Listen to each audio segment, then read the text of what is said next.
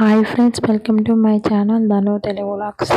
ముందుగా మన వీడియోని చూస్తున్నట్లయితే ప్లీజ్ సబ్స్క్రైబ్ చేసుకోండి.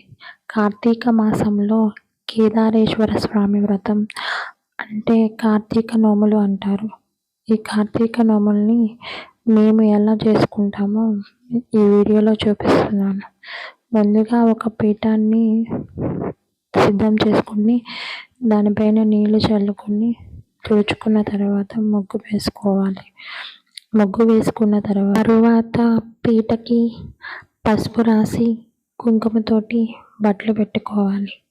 పెట్టుకున్న తర్వాత శివుడు పార్వతుల పటాన్ని పెట్టుకుని అలాగే వెంకటేశ్వర స్వామి పటాన్ని కూడా పెట్టుకోవాలి. తర్వాత పూల దండలతో అలంకరించుకోవాలి.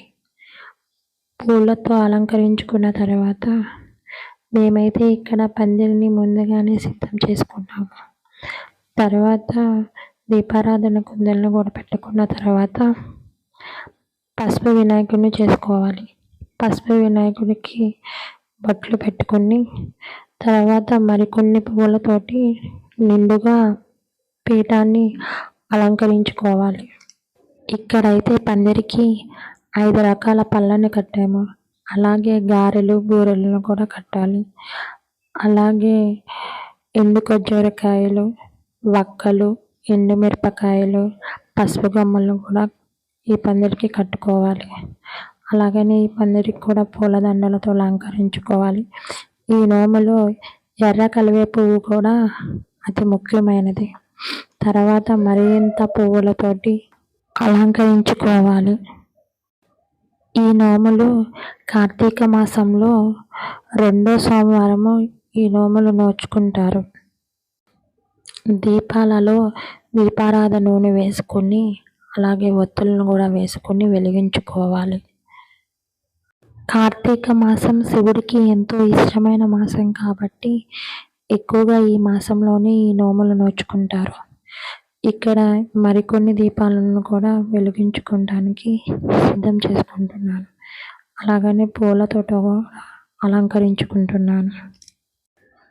ముందుగా చేసుకున్న పసుపు వినాయకుడిని కూడా ఒక ప్లేట్లో పెట్టేసుకుని అలాగే నోము దారాలకు కూడా పసుపు రాసుకుని అలా ఒక ప్లేట్లో పెట్టుకోవాలి. ప్రతి సంవత్సరము కొత్తగా 2 నోము దారాలను కూడా పాత నోము దారాల్లో కలుపుతూ ఇలా పసుపు రాసుకుని ఒక ప్లేట్లో పెట్టుకోవాలి. ఇక్కడైతే ఇంకా పూజని మొదలు పెడుతున్నాము. ముందుగా దీపారాధన చేసుకుని తరువాత మరికొన్ని దీపాలను కూడా వెలిగించుకోవాలి. ముందుగా పసుపు వినాయకుడి దగ్గర తాంబూలం పెట్టుకుని తర్వాత శివుడు పార్వతుల దగ్గర కూడా ఇంకో తాంబూలాన్ని పెట్టుకోవాలి. నోము దారాలను కూడా పసుపు వినాయకుడి దగ్గర పెట్టుకుని కేదారేశ్వర స్వామి వ్రత కల్పన పుస్తకములో ఈ కథను చదువుకుంటూ అక్షింతలు వేస్తూ పూజనైతే ఇలా చేసుకున్నాము. తర్వాత ప్రసాదాన్ని కూడా వడ్డించి తర్వాత అందరూ అయితే పూజకి వచ్చిన వారు అందరూ కొబ్బరికాయలు కొడుతున్నారు. ఇక్కడైతే నేను మా వారు కూడా కొబ్బరికాయలు కొట్టాము. తర్వాత మా అమ్మ మా నాన్న కూడా కొబ్బరికాయలు కొడుతున్నారు.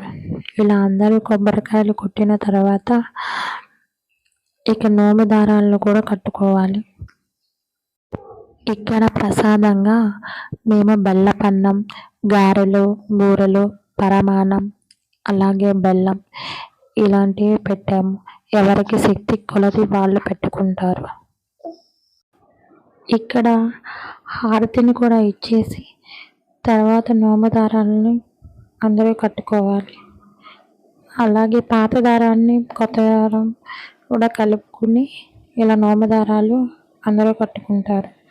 తర్వాత పెద్దల దగ్గర కూడా ఆశీర్వాదం తీసుకుని తర్వాత భోజనాలను అయితే మొదలు పెట్టాము.